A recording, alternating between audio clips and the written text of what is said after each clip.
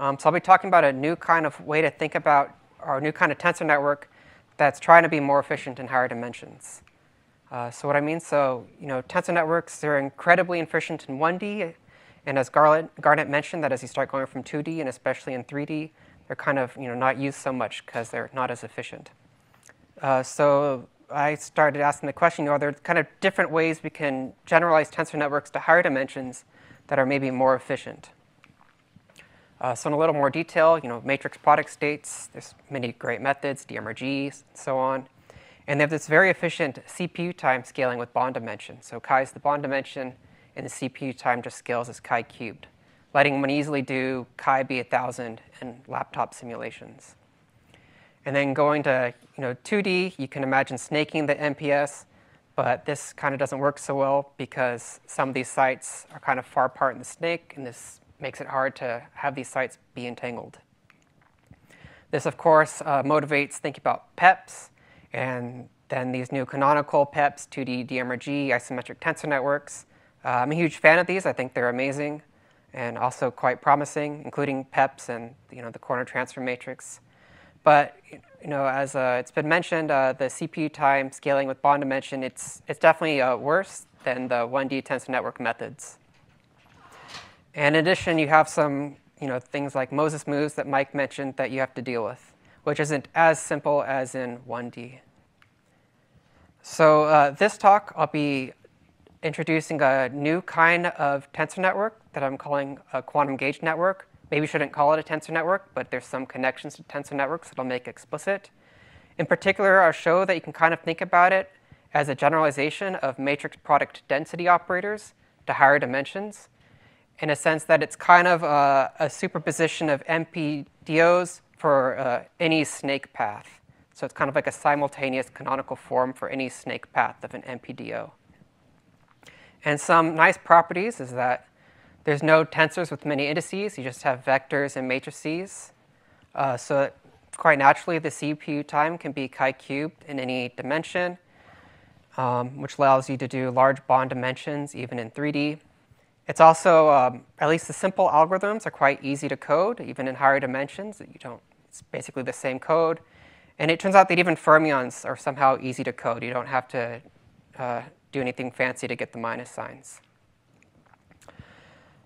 Good. So in terms of algorithms, in this talk, I'll only focus on time dynamics algorithms.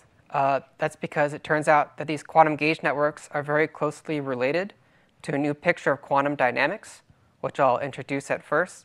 It turns out that if you just truncate the Hilbert space dimension of this new picture of quantum dynamics, you immediately get these quantum gauge networks. Unfortunately, this very simple algorithm, the performance is kind of mediocre, but I think there's many ways to improve. So that's kind of a current ongoing work, try to actually develop good algorithms for these quantum gauge networks. Also important to work on ground state optimization. I've skipped that so far. It's a little tricky because similar to an MPDO, you can encode non-physical states. Like an MPDO, you can have negative eigenvalues. But I think there's actually a trick to do imaginary time evolution, but I won't cover that in this talk. Okay, so that's just setting expectations for the talk. So first, I'll try and explain this new quantum gauge network thing in a few different ways. I think the easiest way to start is to introduce this local picture, because that kind of makes the connection immediate. Good, so that's the agenda. So pictures of quantum dynamics. So what's this new picture of quantum dynamics? So we know there's this Heisenberg picture and the Schrodinger picture, and they have some time dynamics equations. Heisenberg picture, you evolve the operators, and you can solve it to write the operators as a function of time by sandwiching it with this e to the IHT. You can make nice quantum circuit diagrams where each of these blocks, colored blocks, is some unitary, some e to the minus I delta h for some 2-qubit operator. One kind of nice feature about the Heisenberg picture is that it kind of has an explicit sense of locality. So if the Hamiltonian is local, it's just a sum over local terms. So each of these hj's maybe just acts on a pair of qubits, one of these colored ovals. then if you look at the time evolution of some local operator, that time evolution only depends on a sum of nearby local terms in the Hamiltonian. This is what I was calling H sub bracket I, where if you're considering an operator that only acts on these 2 qubits, then you only have to sum over these neighboring 3J patches for this operator that only acts on patch I. And so one can ask, can we take this explicit locality that exists in the Heisenberg picture and somehow extend this to the Schrodinger picture, where we have some sense of wave functions that evolve locally? And the answer is yes, although it's kind of surprising. The catch is you have to introduce multiple wave functions. So for each patch of space, you have some different local wave functions. So I'm always going to index these patches of space with some capital letter I, J, or K. And the trick you can use is this local wave function at some time. What it is you first take the initial wave function, like psi at time 0, evolve with e to the I ht, and then you kind of undo evolution away from the patch I that you're interested in. So you act with some unitary that undoes the time evolution outside of that patch. And you get some sort of cancellation of these unitaries outside of this light cone, giving you this local wave function. So that's just some definition of a local wave function. It's useful because it actually has equations of motion that are local. So there exist equations of the motion for this local wave function that only depend on nearby variables. So that's kind of neat. There's just one more catch. So let me kind of focus on the structure again. So we're going to cover space with the collection of these overlapping patches. They don't actually have to be overlapping, but it's easier if they are. And we're going to assign a local wave function, psi j, to each of these patches. And one other ingredient we have to add is these kind of unitary connections between the patches. So these map the Hilbert space of neighboring patches. And you only need them for patches that are connected by Hamiltonian terms. Good. So once we have these local wave functions and these unitary connections, which are kind of related to gauge connections, it turns out that there exists time dynamics equations for these 2 kinds of variables that are explicitly local. So these local wave functions and these connections evolve according to these kinds of local Hamiltonians, which just involve a sum over nearby Hamiltonian terms sandwiched by these local connections. So whenever you have some operator acting on one patch, before you can multiply it by an operator in another patch, you have to use these connections. And so this is an exact picture of quantum dynamics. On the bottom right are some initial conditions. So the operators in this gauge picture are equal to the Schrodinger picture operators. And it has this nice property of this explicit locality. And then later we'll see that it leads to a nice kind of tensor network. Evan, I have one question going Please. back. So in that drawing on the previous slide, unless I was understanding it wrong, or one before that, yes. Yeah. I would have kind of thought that it would be less and less local the longer in time you go, because there's this cone, and then the cone will expand out. But then then the next thing you said was that you just decide the patch size up front, and it's sort of fixed. So how do you resolve those? Right. So you see this actually more simply in the Heisenberg picture, where you have a local operator, and it starts growing in time. And but you still have this local equation of motion. So the way to think about it is in the Heisenberg basis, this operator is actually always local. This picture is kind of in the Schrodinger basis, where it looks like the operator is getting bigger. So it's kind of a basis-dependent statement, whether or not it's local. So in the gauge picture, the local wave functions kind of always have a local structure. But if you think about it in the Schrodinger picture, you get this kind of non-local picture. If you connect to the Schrodinger. Yeah. We have a couple of questions online from Suki Singh. Can the initial state be arbitrary? Yes, this is exact. You can have any arbitrary initial state. The second was just a caveat to that when defining the local wave function. Oh, okay.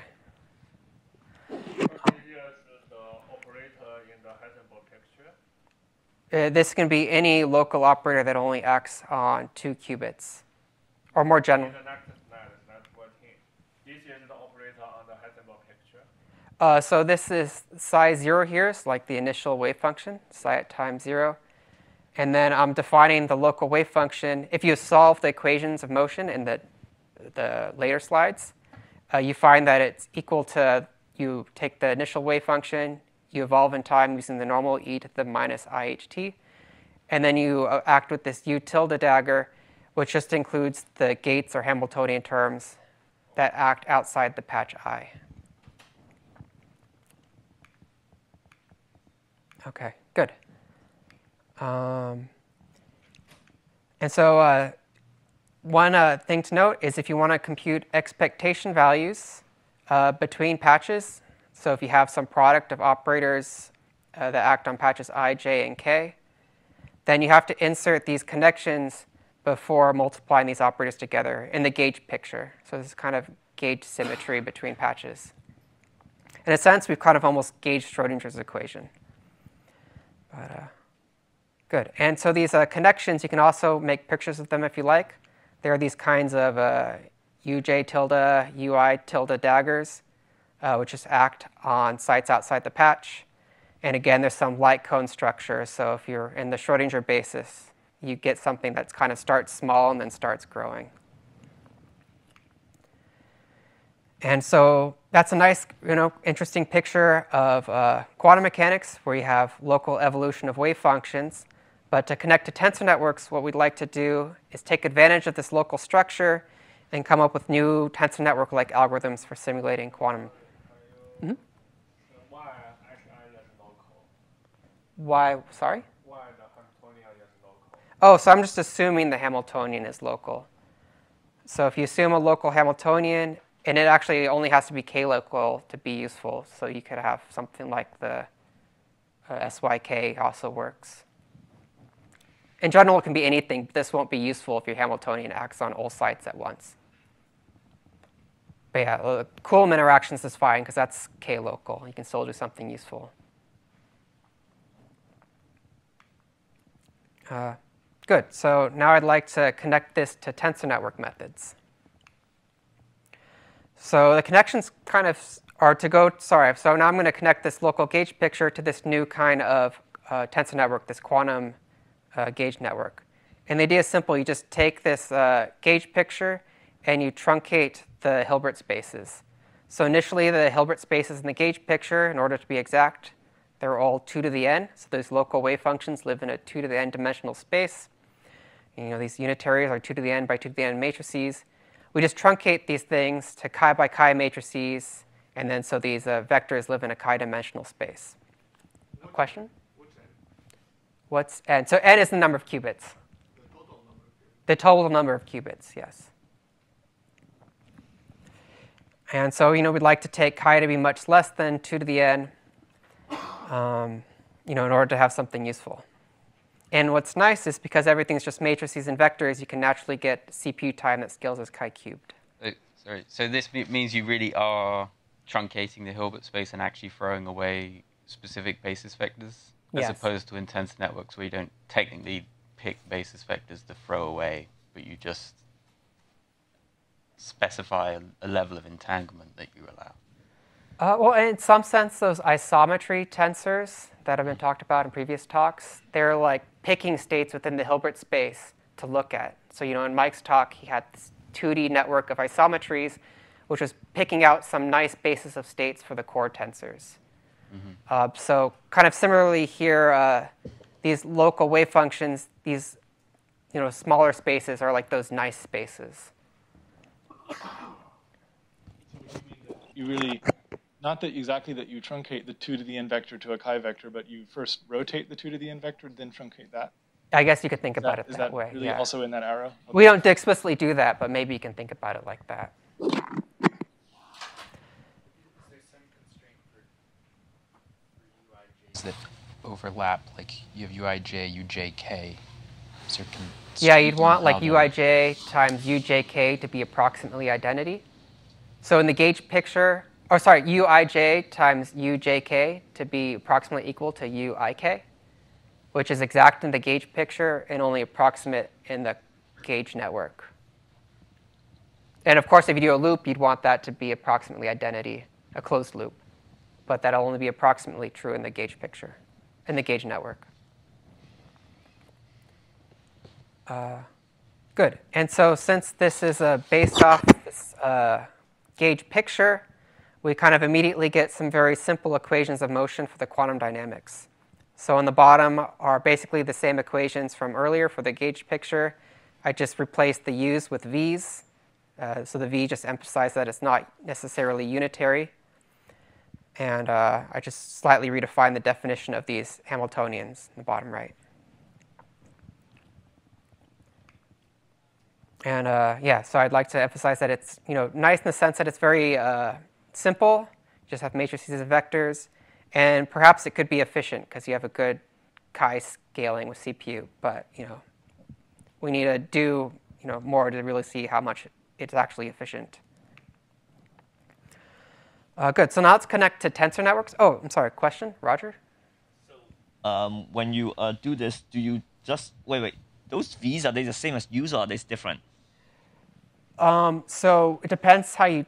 So once you truncate, they'll have to be different. Okay. And in general, they won't be unitary, but the singular values will be less than or equal to 1. So they're related, but they're different. So okay, so you're thinking about time evolution, I understand, and basically you have to keep track of all the v's, all pairwise v's, or just neighboring v's. All neighboring v's for evolution. Do you have to then keep track of the wave function? You keep track of the local wave functions, the psi i's. Okay.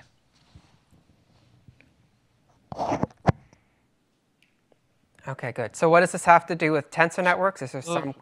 Oh, sorry, question. So what do you do with the Hamiltonian? Somehow also got truncated to? Yes, I'll mention that in like 10 slides. That you have to truncate the local operators into this truncated space in order to actually do things. Okay. Yeah, good question. Will you also later explain what basis you truncate in?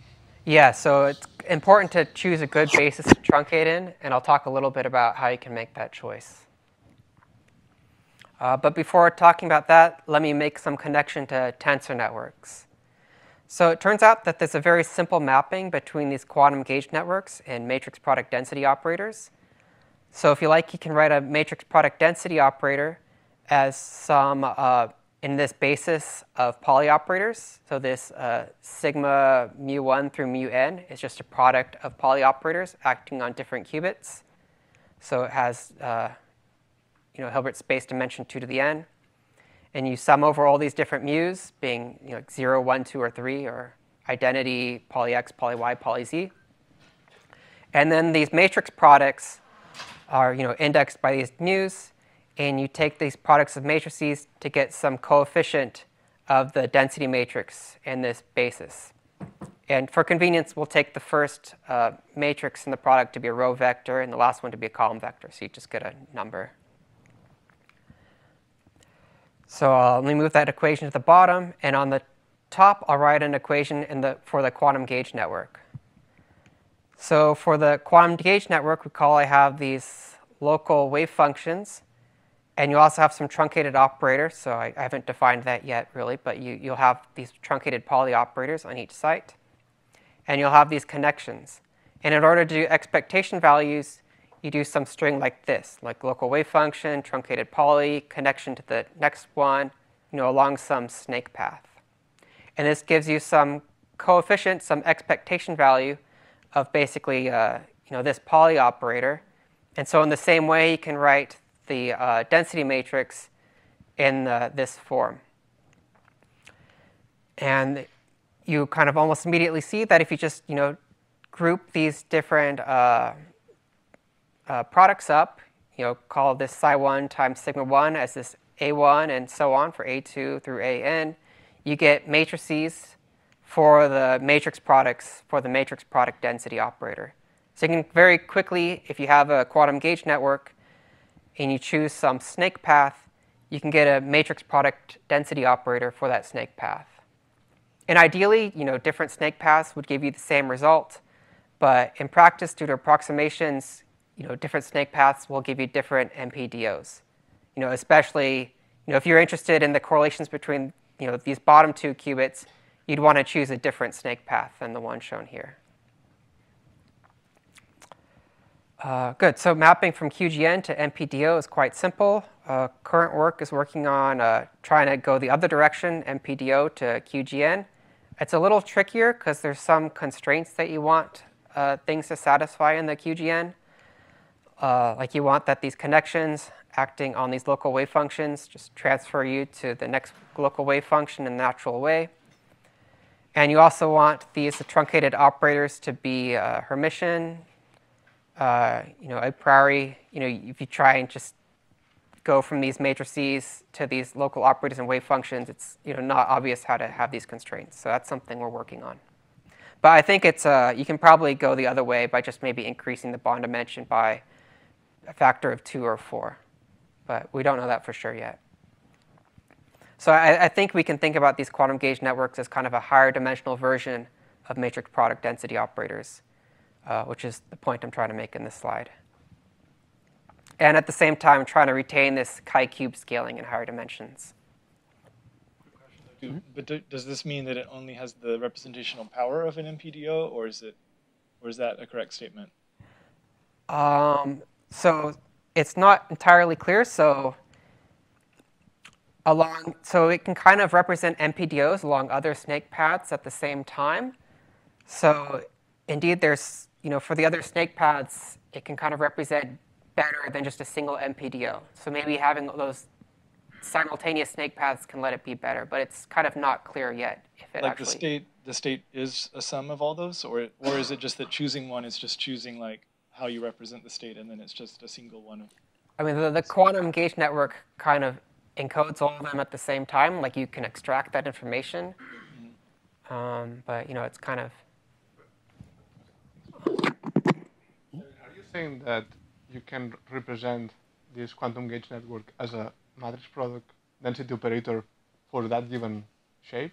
Yeah, I can map a QGN to an MPDO given a snake path. What do you mean map it? Is it that the final object is representing, is there an equality between the two density matrices? So for this direction, yeah, they're exactly equal. So then the power of that ansatz is limited by the power of the MPDO, right? Unless you make a statement about the bond dimension of this MPDO being surprisingly large. So the difference is that for, you pick some snake path, yes, and the representation power for, this snake path is limited, you're right, by the MPDO. But at the same time, you can extract correlations, going directly across these black links that aren't highlighted, which aren't necessarily well captured by this snake path.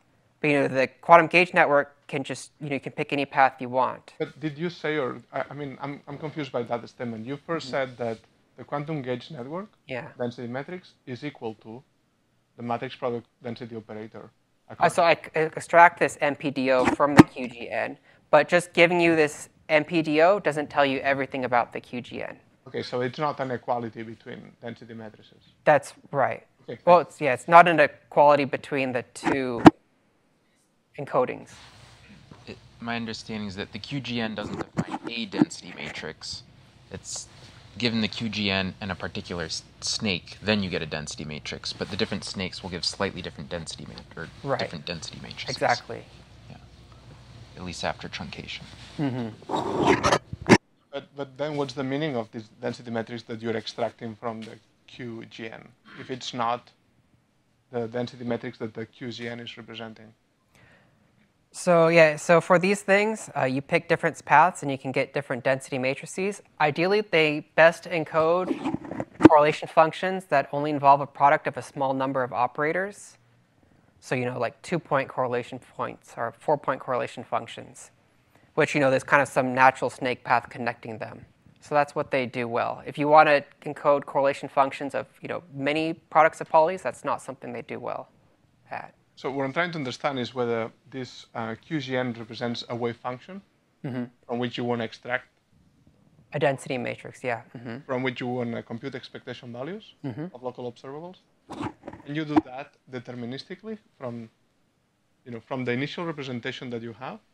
Can you deterministically compute expectation values, or do you have to choose an MPO path? You have to choose a path. You have to choose a path. Yeah, and ideally, different paths will give you approximately the same result, but that's not guaranteed. So you have to, a good quantum gauge network would have that property, that different paths give you approximately the same result. Okay, thanks.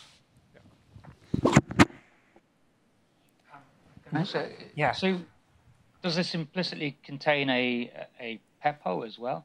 Because you've chosen a path that fixes which of the gauge connections you use in creating the string, but you could have just chosen a patch and all of the pairwise gauge connections, the local gauge connections, one will keep those. And in the same way as you've got this identity here with the MPDO, would you then get an identity with the PEPO, or am I missing a point? It's totally not obvious to me how to extract a PEPO.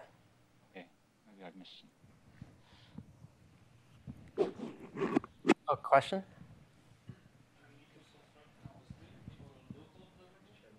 For a local observable, no, you can just immediately just have a psi times the local operator times a psi. It's just like a...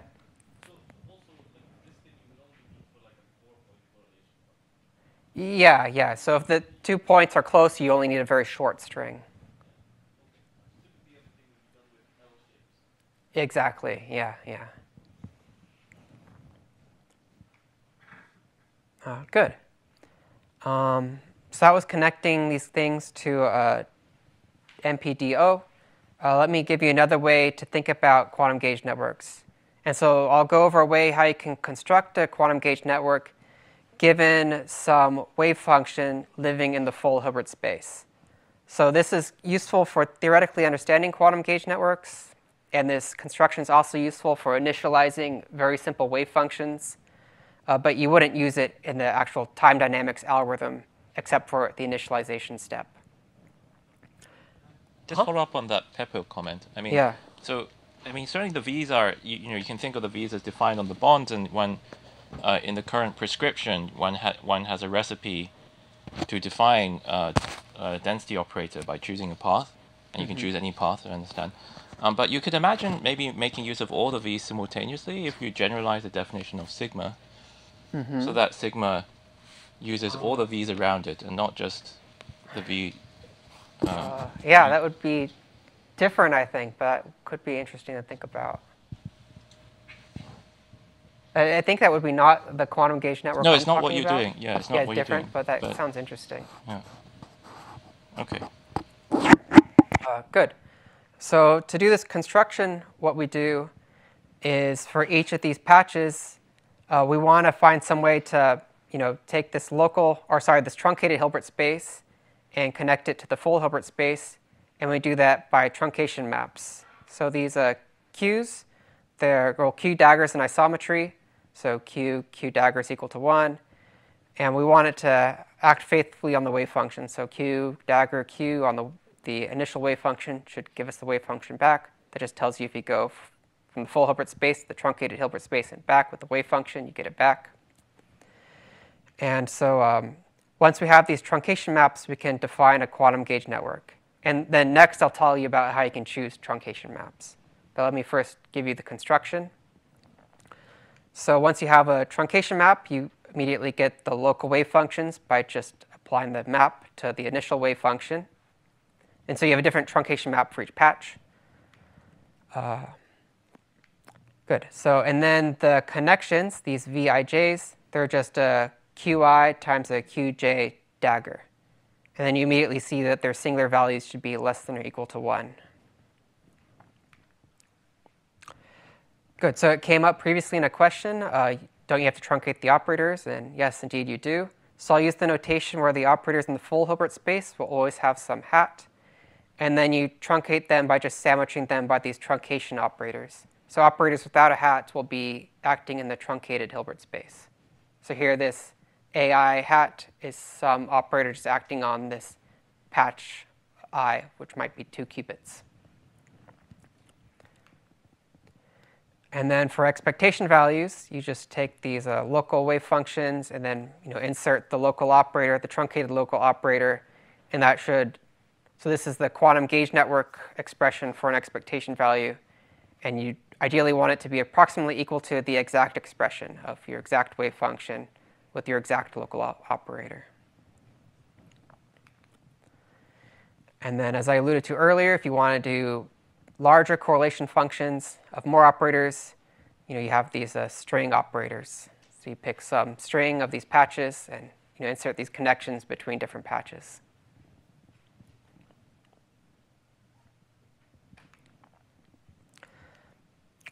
Good. So we can also make a connection to matrix product states. So I'll just do this one kind of quickly. Kevin, can I ask yes. you a question before Please, that? please. So I'm trying to still get intuition of what class of wave functions you are representing. And I see that the initial wave function could be arbitrarily complex. But if that's the case, how do you even represent that one? I mean, if you're going to use infinite power in the initial wave function, that's exponential in n. So what are we talking about? So in a couple slides, I'll show that if you tell me what kind of expectation values you want to encode exactly, I can then tell you, what you'll have to do that. And maybe that'll help answer your question. So you have an initial wave function which is arbitrarily powerful? Yes. Why do we need to do the rest? So this construction that I tell you about is a nice way to think about the quantum gauge networks. So it's kind of a theoretical tool. It's also, if you want to take your quantum gauge network and time evolve it, well, first you have to construct a quantum gauge network. So if you have some simple wave function, you can use this construction to map it into a quantum gauge network. So it's just a way to initialize a quantum gauge network. It's a way of initializing it, but it's not assuming infinite power for the initial wave function, is it? Well, I mean, if your wave function is too complicated, it'll be too hard for you to, do this on a computer. Right.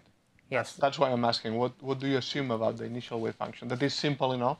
Yeah, that it's simple enough. So in the examples I'll show later, I'll just pick direct product wave functions. Okay.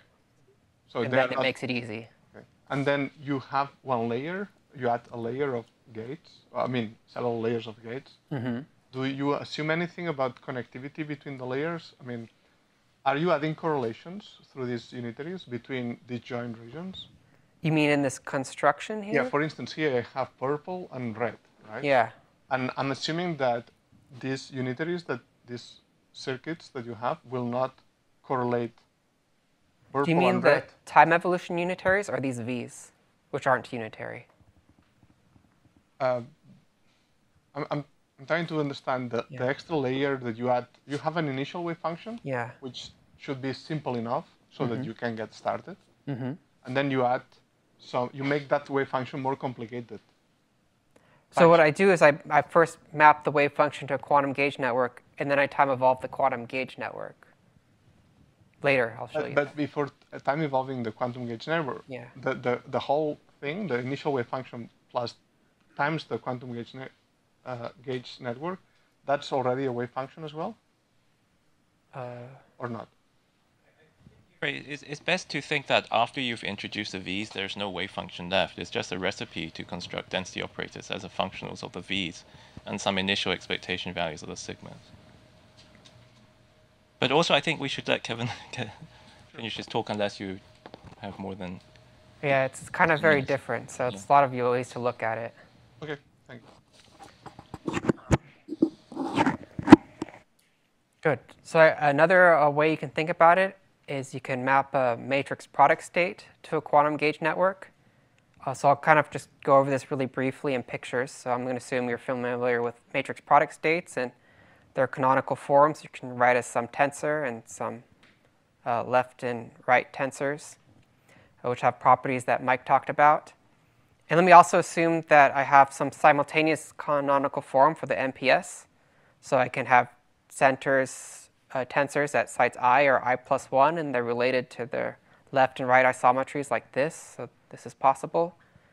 Very closely related to the Vidal gauge that I think Garnet calls it. And with this simultaneous canonical form, I can define these truncation maps and these local wave functions and connections. So the local wave function is just the center tensor. So local wave function at site I is just the center tensor. So here I've changed the notation a bit. Instead of taking these patches to be 2 qubits, I'm letting these patches just be a single qubit. It's a little simpler in this context. And so, as Mike said in his talk, these core tensors are like wave functions, and here it's explicitly true. Those core tensors are the local wave functions. And then these Qs, these truncation maps, are just the isometries that connect the local Hilbert space to the full Hilbert space. And then these connections V's are just constructed from products of these isometries. So it's, although mapping from MPDOs to QGNs was a little tricky, it turns out that mapping an MPS to a QGN is quite easy. Good. So maybe this will start answering Guifrey's question of, what's the power of these? So let's try and encode expectation values in the QGN. So suppose we want to perfectly encode some expectation value like this on the right-hand side, some product of 3 operators acting on 3 different patches, I, J, and K. And in the quantum gauge network, we'd write that expectation value like this using the local wave functions and these truncated operators and connections on this string of patches. So it turns out that in order to encode this expectation value exactly, I just have to make one constraint on these truncation maps Q. That is the image of their dagger. That is kind of like what they're supported on in the original Hilbert space, has to contain certain states that are kind of intermediate in this expectation value. So this truncation map for patch J needs to include these 3 states in the span. So that's just telling you, if you start from some linear combination of 3 states in the original Hilbert space, and then you can map with the truncation map, into the truncated Hilbert space and map back, and you should get back the original state. So it's telling you, what states are really included in this truncation. And we see that we can, do this repeatedly. Each time you give me another expectation value to encode exactly, I just have to include 2 more states. And so this tells us that each expectation value only requires increasing the bond dimension by at most 2 in order to encode the expectation value exactly. So scaling this up, suppose maybe you want to encode all 2 k-point correlation functions for m different operators exactly. So then there's just approximately m to the k different correlation functions. And so that means bond dimension scales as m to the k in this example, at worst. So it's kind of a worst case scenario. And this is the same as an MPDO, except it's kind of a more natural generalization to higher dimensions than an MPDO. And it's also neat to point out that this is, in a sense, this worst case scenario is exponentially better than a matrix product state, because if you imagine this kind of rainbow state of many maximally entangled pairs of qubits, it turns out that just encoding the 2-point correlation functions exactly requires an exponentially large bond dimension. So just similar to MPDOs, quantum gauge networks are really good at encoding few-point correlation functions. But you can't be like, I want to start in a nil state, because that would require you to specify so many expectation values that would be exponential. Right. So encoding a cat state, that just requires one correlation function. You mean the cat state, right?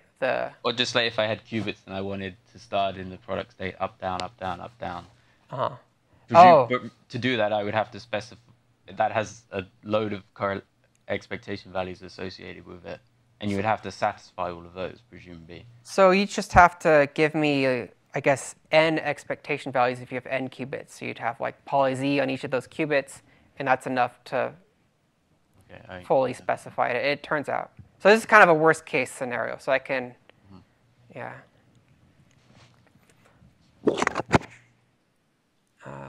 Good. So as I alluded to before, the quantum gauge network, it's very closely related to the gauge picture, except we just truncate the Hilbert space. So this gives us a very simple time evolution algorithm. So you can run it. So let us consider doing it on spinless fermions. And we'll start with this initial state in 1D of just kind of fermion empty along a ring, or in 2D on a torus, kind of same checkerboard pattern. And we'll look at the expectation value of some n on some site. And we see that in 1D, it works pretty well, not as well as TDVP methods, which are, in a sense, optimal. But we can also do it very easily for 2D. Again, going to very large bond dimensions of 2,000. Only took about 50 CPU core hours on my laptop. We reproduce, the initial time evolution pretty well, and we do better as we increase the bond dimension. But it doesn't, work as well in 2D as in 1D. We see that. So at the same time, I think there's a lot of room for improvement. So it's a very simple algorithm at first, and we'd like to work on doing better than this in the future. We can also do 3D, but in order to compare it to the exact expression, so here this black is exact, let us think about free fermions. So before I was looking at interacting fermions with this interaction strength equal to 1. With free fermions, this method is about the same. So this motivates me to look at free fermions in 3D. And again, we can go up to large bond dimensions. We see that increasing the bond dimension helps a little bit, but not so much. So we hope that we can improve this more in the future. So at short times, it's accurate. Increasing the bond dimension helps, but increasing spatial dimension still hurts. Question? Back there. So you initialize with a given bond dimension.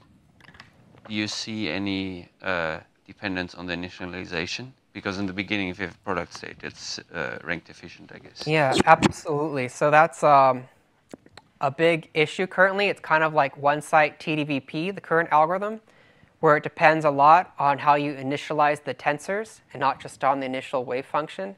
And that's something we need to improve upon. So it'd be much better to be able to somehow dynamically increase the bond dimension in some useful way, like you could do in two-site TDVP, but I don't know how to do that yet. And kind of adjust the truncated Hilbert space in some intelligent way, similar to what happens when you apply a unitary in MPS and a TEBD, and you could use the optimal SVD truncation. I don't know what the analog of that is in these quantum gauge networks. I also mentioned that it's very easy to exactly conserve energy, but we haven't. This current algorithm doesn't conserve charge, so that's another thing we'd like to improve upon. Another question? Sorry, maybe I misunderstood, but I understood that you could map these exactly to an MPS with a one-site reduced density matrix, right? Yeah, so we can go MPS to QGN. But then in your plots, that's actually pretty worse. Even the 1D case, yeah. Right? Bond dimension 2000 with the MPS, in this model you're right to 20 or 13 times, almost exactly. Yeah, TDVP does much better in 1D than this algorithm here. So you think it's only a matter of the algorithm, or? So TDVP kind of takes the entire Hamiltonian and uses that to do the time evolution for each tensor. Here I'm kind of only looking at nearby Hamiltonians, and so that hurts you a bit. And also I just did a very, very naive algorithm of just taking the gauge picture and just truncating it and didn't do anything intelligent. So I think there's definitely a lot of room to do something more intelligent than what was done here. So the limitation is the algorithm, not the state. That's the hope, that the limitation is this algorithm and not the quantum gauge network. But yeah, we don't know for sure yet. Question? Well, you could take an MPS at some late time at that bond dimension and convert it to a gauge network at that bond dimension, right? So you have the expressibility, I imagine. The bond dimension actually gets squared compared to an MPS, but okay. Yes.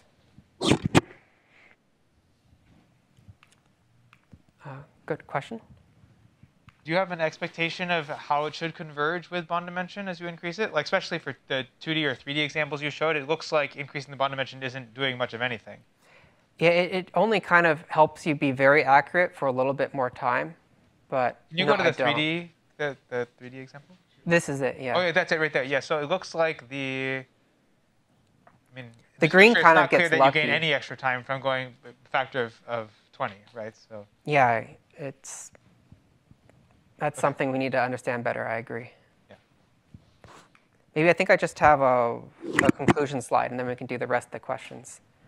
Yeah, so in conclusion, I talked about a new picture of quantum dynamics, whose nice feature is that locality is explicit in the equations of motion, as in Heisenberg picture, but not in Schrodinger picture. And then I thought about truncating the Hilbert spaces in this gauge picture, which immediately led to a new kind of tensor network with some advantages of being easy to simulate many dimensions, fermions, and long-range correlations. And in some sense, it's kind of like a MPDO in higher dimensions with chi-cube scaling. But at the moment, this is kind of very, very young, and I don't have good algorithms. I know how to do things that I know how to do in MPSs, like what's the best way to truncate bond dimension. So we need better theory, better algorithms, and I haven't even touched energy optimization, which is, of course, very important.